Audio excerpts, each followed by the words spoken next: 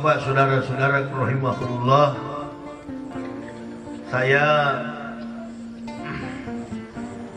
di kesempatan yang berbahagia ini telah menyampaikan sedikit tentang perjalanan kehidupan keluarga kami. Dan tadinya kami ini adalah orang yang kemudian Allah berikan hidayah, tidak mempermalukan ibu bapa, tidak ada juga menjatuhkan wibawa kita sebagai muslim. Tetapi mari kita sama-sama menegakkan agama ini, karena semakin hari semakin kita melihat kehidupan umat Islam ini tidak menentu. Semakin hari semakin kita tidak menghargai kehidupan yang ada dalam kebinekaan, dalam 4 pilar yang telah dibangun oleh World Foundation, pendiri bangsa kita. Bukan di Aceh, maksud saya di Pulau Jawa sana, ribut karena kepentingan politik. Saya berharap mudah-mudahan para elit-elit partai yang ada di sini, kita ingat bahwa Aceh ini adalah satu-satunya provinsi di Indonesia yang menerapkan syariat Islam, menjunjung tinggi derajat dan keagamaan Islam. Saya dulu pertama kali baru masuk Islam, pikiran saya itu dengan istri adalah Aceh, karena kami dan istri ini dikejar-kejar oleh keluarga Pak Wakil Bupati. Saya dihina, saya dicaci maki, bahkan saya dikatakan pendeta gila yang masuk Islam. Saya tidak marah karena yang mengatakan saya gila adalah orang-orang gila. Iya, kalau kita marah nanti kita sama-sama jadi. Tapi perlu diuji secara ilmiah, apa betul kira-kira saya ini gila? Umur 2 tahun anak saya, karena saya masuk Islam itu bersama istri dan 3 orang anak. Anak saya bertanya, anak perempuan, "Pak, di mana Tuhan Yesus?" Saya bilang, "Itu di dinding sana." Kasihan ya, kasihan Tuhan Yesus benjol-benjol di salib. Iya, kasihan. Saya masuk Islam, saya tanya sama orang gila, "Di mana Tuhan?" Dia tunjuk ke atas, dalam sifat yang melekat pada eksistensi Allah Subhanahu wa Ta'ala, zat yang tidak bisa nampak oleh mata kita. Salah satu asma Allah adalah Al-Ali, di tempat yang maha. Kalau belajar ilmu tasawuf, Allah lebih dekat daripada urat nadi. Mana yang gila kira-kira, yang tunjuk ke dinding atau orang gila yang tunjuk ke atas? Sama-sama gila, tapi yang lebih gila yang tunjuk ke dinding. Nah, jadi saya masuk Islam bukan gila, baru sembuh dari gila.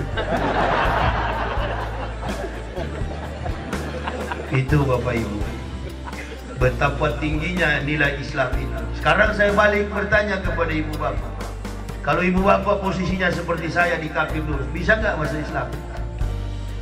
Sedangkan sudah Islam aja berkhianat banyak kok. Banyak yang pengkhianat itu. Abu Jongos ngabulin, masuk ke gereja nggak tahu malu, pakai sorban, jidat hitam, innalillahi. Bendera tauhid dibakar, innalillahi. Pakai baju loreng, pakai baret, seolah-olah seperti militer, pakai wing lagi. Kapan ente terbang? dia tidak tamat.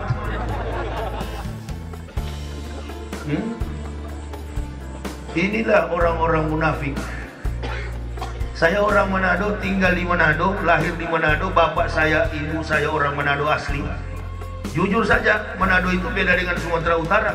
Orang Batak itu mayoritas beragama Islam. Saya tahu, karena saya sering ceramah di sana, sampai di pesantren yang tertua Mustafawiyah.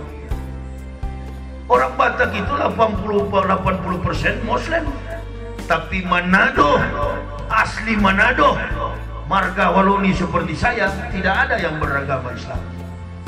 Tapi di Manado kerukunan antar umat beragama terpelihara dengan baik. Ambon pecah perang, Poso kacau. Saya sering katakan bukan perang agama, tetapi Islam dan Kristen dijadikan kuda tunggangan untuk mencapai isu politik. Ini persoalan politik sangat riskan sekali, bahaya ke depan. Makanya kita jaga bersama-sama. Tidak ada itu. Orang Manado mayoritas Kristen, gak pernah melarang orang mengajar di masjid. Di Indonesia kemarin ada pejabat yang umumkan dilarang azan. LGBT dia dukung. Bencong.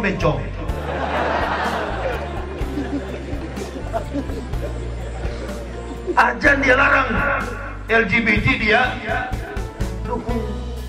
Ini kasus fahisyah ini sudah dari zaman Nabi Nuh, dosa fahisyah. Ketika malaikat lewat di tenda milah Ibrahim alaihissalam, tanya oleh Ibrahim, mampir dulu Pak, biar saya potong kambing. Mau kemana Mas? Mau ke desa sebelah. Ada apa di situ? Dibilang Pini. Rupa-rupanya ada fahisyah di situ.